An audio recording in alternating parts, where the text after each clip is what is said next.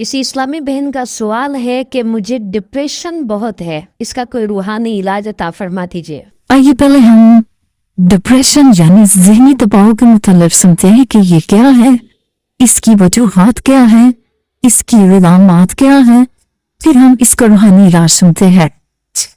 हम सब ही कभी न कभी उदासी और बेजारी की कैफियत से दो चार हो जाते हैं, लेकिन अगर ये उदासी और बेजारी 1 से 2 दिन हफ्ते में ठीक ना हो और हमारी जिंदगी के मामूलात में फर्क पड़ना शुरू हो जाए तो इसे ज़हनी दबाव यानी डिप्रेशन कहा जाता है। वजूहात। नंबर 1, बाज़ दफ़ा कुछ मामलात जिंदगी जो तकलीफ दे वाक़यात पर मुश्तमिल होते हैं, मसलन किसी करीबी अजीज का इंतकाल, तलाक हो जाना, नौकरी वगैरह, खत्म हो जाने के कुछ अरसे बाद उदासी या मायूसी रहना। नंबर 2, जिस्मानी बीमारियां, मसलन कैंसर, दिल की बीमारी या ऐसी तकलीफ जो लंबे अरसे से चल रही हो, जैसे जोड़ों या सांस की बीमारी। नंबर 3, बाद लोगों को डिप्रेशन होने का खतरा ज्यादा होता है, जिसकी वजह शख्सियत भी होती है, कभी बचपन के हालात और तजर्बात भी होते हैं।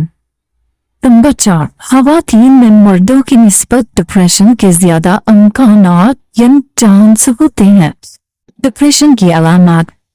जरूरी नहीं कि हर मरीज में ये तमाम अलामत हो, लेकिन अगर किसी मरीज में इसमें से कोई सी कम से कम 4 अलामत हो तो वो डिप्रेशन का शिकार है। नंबर 1, उदास और अफसरदा रहना।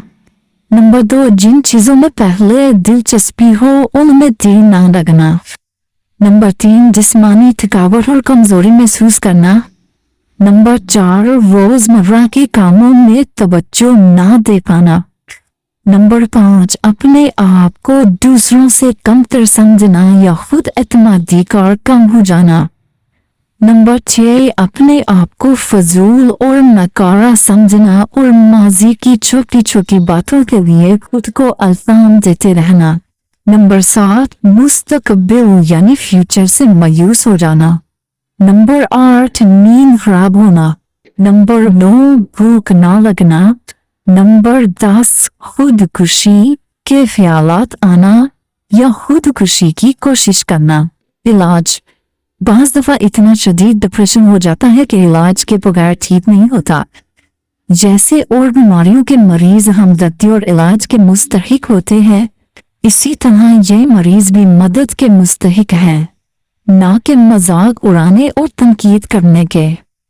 अगर आप किसी अच्छे माहिर अमराज़ दिमाग से राब्ता करेंगे तो कुछ अरसे के लिए अदवायात बहुत मददगार साबित होंगी और इसके अलावा चंद तजावीज़ हैं। नंबर 1, अपनी मदद आपके तहत अपनी जज्बाती कैफियत को राज ना बनाए, यानी अगर आपने कोई बुरी खबर सुनी या कुछ बुरा हुआ तो इसे करीबी काबिल एतमाद दोस्त से शेयर करने। नंबर 2, बार बार दोहराने, रो लेने और अपने अंदर की कैफियत जो आप और गम की वजह से महसूस कर रहे हैं शेयर करने और इसके बारे में बात करने से दिल का बोझ हल्का हो जाता है। नंबर 3, जिस्मानी काम, चहलकदमी, वर्जिश, एक्सरसाइज करने से सेहत और नींद बेहतर हो जाएगी। मसरूफ रहें चाहे घर के काम काज में। नंबर 4, अच्छी किताबों का मुतालिया करें। नंबर 5, अच्छा खाना खाएं, ताज़ा फलों और सब्जियों से विटामिन की कमी पूरी हो जाती है। नंबर 6, शराब नोशी से दूर रहें कि ये हराम है।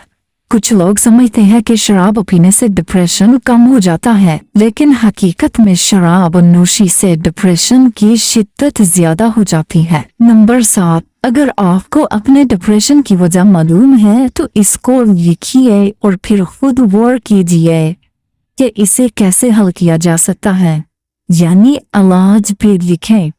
नंबर 8, मायूस ना हो। अपने आप को याद दिलाएं कि जिन हालात से आप गुजर रहे हैं इनसे और लोग भी गुजर चुके हैं।